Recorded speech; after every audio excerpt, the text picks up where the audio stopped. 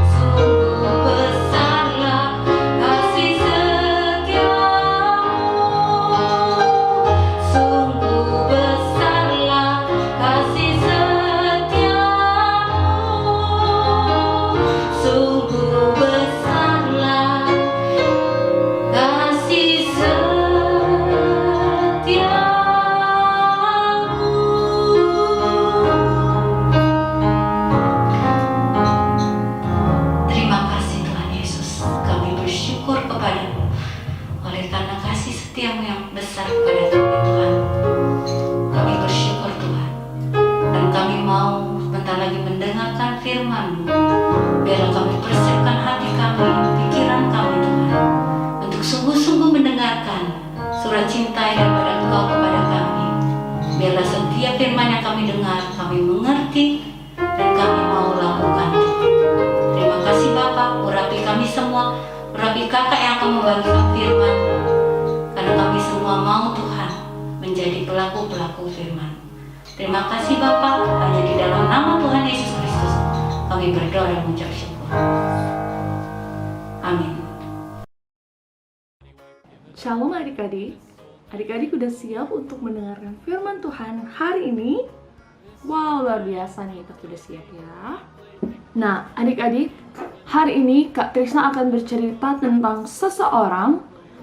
Dia diurapi menjadi raja, tapi latar belakangnya itu dulu dia hanya seorang penggembala domba. Lalu dia terkenal mengalahkan banyak sekali musuh, dan ada lagunya loh, berlaksa-laksa orang. Ayo tebak siapa dia? Wah, benar sekali, dia adalah Daud. Luar biasa adik-adik, adik-adik bisa mengingat tentang Daud. Nah, hari ini kakak akan bercerita mengenai Daud dan Saul.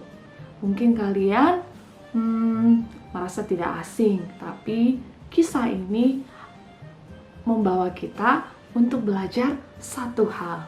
Baik adik-adik, kalian boleh buka firman Tuhan di 1 Samuel pasal 26 ayat 1 sampai 12. Nah, sambil dibaca juga di rumah, Kak Trisna akan mulai menyampaikan ceritanya untuk kalian semua. Nah, kisah Daud kali ini bercerita tentang Daud yang kedua kalinya melepaskan Saul.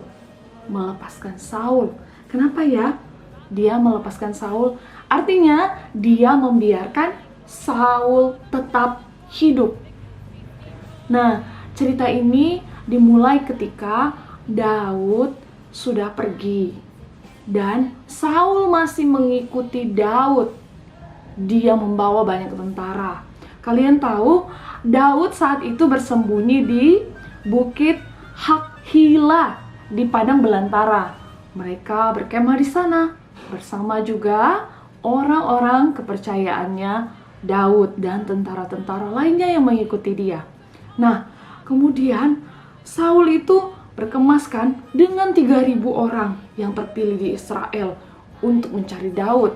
Jadi ketika mereka tahu, oh Daud ada di sana, lalu mereka membuat kemah. Lalu mereka berkemah di Hakhila, tapi di tepi jalan belantara adik-adik. Masih sedikit jauh dari tempat Daud berkemah. Tapi Daud mendapat kabar kalau dia diikuti oleh Saul. Lalu dia mengutus beberapa orang untuk mengintai. Benar nggak ya ada Saul di sana? Wah, ternyata tahu nggak adik-adik? Benar, ada Saul di sana. Jadi saat itu Daud mengutus orang-orangnya untuk mengintai di malam hari. Jadi nggak ketahuan adik-adik. Kalau siang hari mungkin masih ketahuan ya. Nah, setelah mendengar kabar itu, lalu Daud bertanya kepada Ahimelek dan Abisai. Ayo, siapa yang mau turun bersama aku untuk melihat ke sana dan menemukan Saul? Lalu Abisai menjawab dia mau bersedia ikut bersama Daud adik-adik. Lalu tibalah Daud dan Abisai di tengah-tengah rakyat yang masih tertidur itu. Di tengah-tengahnya ada Saul, dan Saul sedang berbaring adik-adik. Dia tertidur. Saat dia tertidur, ada tombaknya sedang tertancap di bawah tanah. Dia tertancap begini, tup, begitu. Jadi saat itu juga, saat melihat pemandangan itu, Abisai bilang kepada Daud, wow, pada hari ini Allah sudah menyerahkan musuhmu di dalam tanganmu. Izinkan aku menancapkan dia ke tanah dengan tombak ini. Jadi dia melihat tombaknya Saul ada di sebelahnya. Dia minta izin sama Daud. Izinkan saya untuk menancapkan tombak ini kepada dia. Ya udah, biar dia meninggal saja. Adik-adik tahu apa yang dikatakan Daud kepada Abisai? Wow, Daud luar biasa. Dia memperkatakan hal ini kepada Abisai. Jangan musnahkan dia, sebab siapa yang bisa menjamah orang yang diurapi Tuhan? Nah, maksudnya Daud, dia bilang, oh jangan, karena kita tidak boleh membunuh dia, apalagi dia sedang tertidur. Nanti suatu hari juga dia akan meninggal, entah itu kala berperang, atau berburu, atau dibunuh oleh orang lain. suatu hari nanti pasti Saul akan meninggal. Tapi Daud memperingati Abisai untuk taat, untuk setia, dengerin apa maunya Tuhan sama mereka. Wah, Abisai dengerin gak? Oh ya, Abisai mendengarkan, karena dia juga setia kepada Daud. Sehingga malam hari itu Saul dilepaskan oleh Daud. Padahal, wah mudah sekali ya adik-adik kalau Daud mau membunuh Saul pada malam hari itu. Tetapi itu tidak dilakukan oleh Daud. Baik adik-adik, dari kisah itu adik-adik bisa juga mengingat kalau Tuhan mengajar kita untuk belajar setia. Dari kesetiaan akan ada ketaatan. Ketaatan, apa taat itu Kak? Patuh. Adik-adik pasti sering mendengarkan kata-kata patuh. Ya, mendengarkan. Oh ya, dilarang jangan begini. Oh, nggak usah ke sana. Oke, baik. Artinya kita punya hati yang setia. Nah, begitu juga apa yang harus kita pelajari dari kisah Daud. Kita harus belajar setia kepada Tuhan. Karena Tuhan itu yang berkuasa atas seluruh hidup kita. Dia yang merancangkan semua masa depan kita. Dia yang memimpin kita, menuntun seluruh kehidupan kita. Jadi, kenapa kita nggak setia kepada Tuhan? Kenapa kita, udahlah, diam-diam, nggak ada kelihatan juga. Kan nggak ada yang lihat kalau aku ambil barang ini. Kan nggak ada yang lihat kalau aku coret-coret tempat ini lalu lari.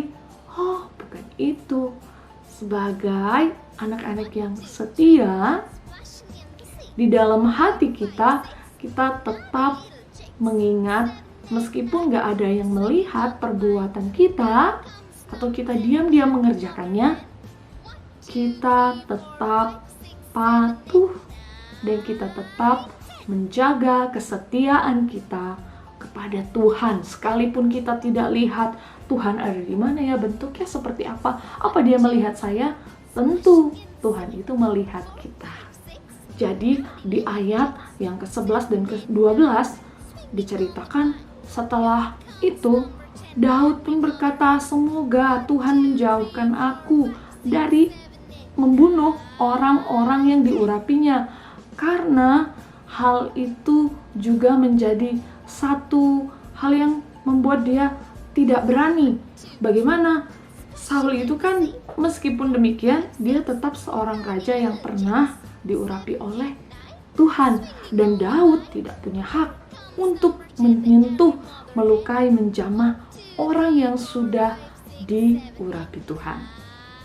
Nah, kecuali orang tersebut atau musuhnya tersebut sudah diserahkan Tuhan kepada Daud. Silahkan kerjakan apa yang harus kamu kerjakan. Nah, dalam hal ini Daud sampai memohon semoga aku dijauhkan. Karena dia pun berharap dia tidak jatuh dalam kesulitan, pencobaan, dan dosa. Setelah itu, dia pun memerintahkan Abisai untuk mengambil tombak itu yang tadi tertancap di tanah. Lalu mereka bergegas pergi, meninggalkan seluruh orang-orang yang tertidur di sana. Tahu nggak adik-adik, tidak ada satupun orang yang terbangun. Karena apa? Tuhan sudah membuat mereka semua tidur nyenyak. Baik, kalau apapun yang jadi perkenanan Tuhan, pasti kita akan merasa yakin untuk melakukan segala sesuatu. Karena itu, kenapa bisa Daud memahami, oh kita tidak perlu membunuh Saul seperti ini? Karena Daud memahami apa yang Tuhan perintahkan kepadanya. Dia sangat setia kepada Tuhan. Nah, adik-adik, ayo kita juga belajar untuk setia kepada Tuhan. Bagaimana Kak caranya? Kita rajin membaca Alkitab, firman-Nya, lalu kita belajar, kita mengingat setiap perintah-perintah yang Tuhan ajarkan. dan kita melakukannya dalam hidup kita. Kalau buat adik-adik di rumah, contohnya adik-adik cukup mengingat kalau adik-adik pergi kemana-mana, mungkin adik-adik tergoda untuk melihat sesuatu dan mau memilikinya atau mengambilnya dan tidak ada yang melihat, tapi itu bukan milik kita. Boleh nggak kita ambil? Jangan, sebab Tuhan melihat perbuatan kita. Bagaimana kalau barang itu adalah milik orang yang sangat membutuhkannya dan dia kehilangan barang itu? Aduh, pasti sedih sekali, dia pasti kesulitan. Jadi, salah satu contoh kesetiaan dalam kehidupan kita, adik-adik tetap menjaga perbuatan kalian, tetap taat, tetap setia kepada Tuhan. Dan Kak, menghormati orang tua juga bentuk kesetiaan kita kepada Tuhan. Ya, bentuk kesetiaan kita kepada Tuhan itu salah satunya juga menghormati orang tua kita. Jadi adik-adik, Tuhan melihat kita loh. Hari ini Tuhan juga melihat hati kita. Jadi, semoga firman Tuhan hari ini boleh menjadi rema buat adik-adik semua di rumah. Dan adik-adik diberkati untuk menjadi anak-anak yang setia dan tangguh dan menghormati Tuhan. Yuk, sebelum kita akhiri cerita firman Tuhan hari ini, nah adik-adik, sebelum kita mengakhiri firman hari ini, Kak Trista akan memberikan satu ayat hafalan yang adik-adik boleh hafal di rumah. Dan kalian juga nanti boleh mengirimkan videonya ya kalau sudah menghafalnya. Ayat hafalan kita hari ini diambil dari Lukas pasal 16 ayat 10. Kakak ulangi, Lukas pasal 16 ayat 10. Barang siapa setia dalam perkara-perkara kecil, ia setia juga dalam perkara-perkara besar. Dan barang siapa tidak benar dalam perkara-perkara kecil, ia tidak benar juga dalam perkara-perkara besar. Kakak ulang sekali lagi ya. Barang siapa setia dalam perkara-perkara kecil, ia setia juga dalam perkara-perkara besar. Dan barang siapa tidak benar dalam perkara-perkara kecil, ia tidak benar juga dalam perkara-perkara besar. Nah, kakak tunggu video hafalan kalian untuk dikirimkan melalui Kak Yanti, Kak Leni, dan juga Kak Trisna. Jangan lupa ya adik-adik. Sampai jumpa. Selamat hari Minggu adik-adik. Shalom adik-adik, ketemu lagi dengan kakak di minggu ini. Nah, hari ini kakak mau mengajak kalian untuk membuat miniatur King Saul atau Raja Saul. Dan bahan-bahan yang kita perlukan adalah tentu saja hasil print out yang sudah ada di description box, kemudian kertas minyak, kertas karton, double tip, lem kertas, dan gunting.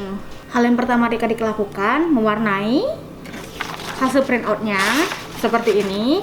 Adik-adik bebas mau menggunakan warna apa saja. Kakak di sini menggunakan warna merah dan warna abu-abu. Kemudian kita gunting.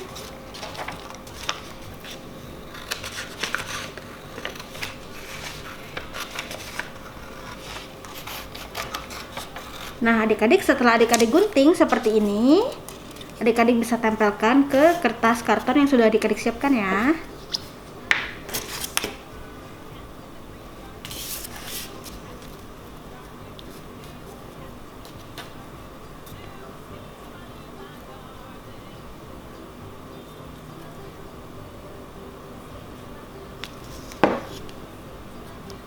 Oke.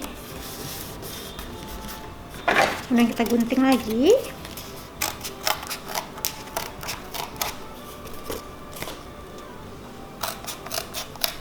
Nah, adik-adik sudah kakak gunting dan tempel di atas karton seperti ini. Nah, kemudian kertas minyaknya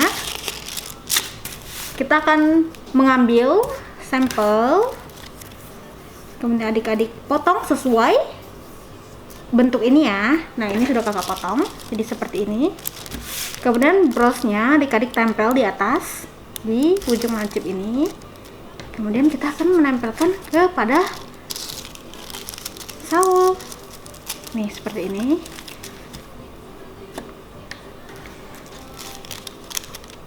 Kemudian kita lem bagian ini.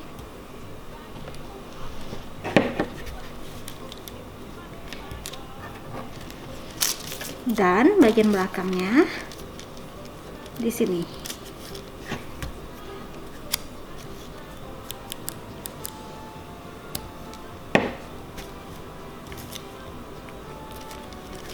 Nah, sudah selesai jubah Saul.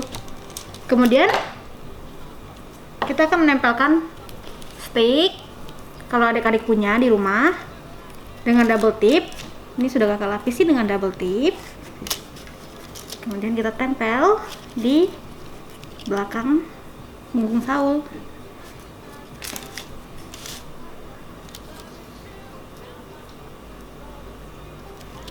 Seperti ini. Sudah jadi minifigure kita. Nah, buat adik-adik di rumah yang membuat kreativitas, adik-adik bisa mengirimkan hasilnya ke nomor yang sudah tertera di sini ya. Bye bye, see you next week. God bless you.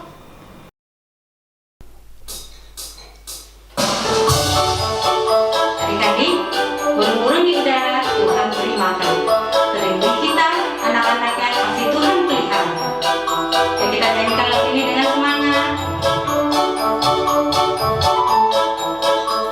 Burung pipit tidak menanam, tapi Tuhan beri makan. Bunga bakung tidak meminta, tapi Tuhan dandani. Sekali lagi. Burung pipit tidak menanam, tapi Tuhan beri makan. Bunga bakung tidak meminta, tapi Tuhan dandani. Terlebih aku, anak-anaknya pasti Tuhan pelihara. Terlebih aku, anak-anaknya pasti Tuhan berkati. Kita ulangi dari awal adik-adik. Burung pipit tidak menanam, tapi Tuhan beri makan. Bunga bakung tidak meminta, tapi Tuhan dandani. Terlebih aku, anak-anaknya pasti Tuhan pelihara.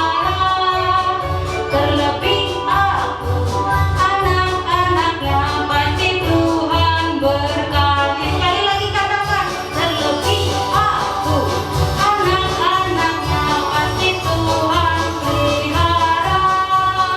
Terlebih aku, anak-anaknya pasti Tuhan berkati. Pasti Tuhan berkati. Pasti Tuhan berkati.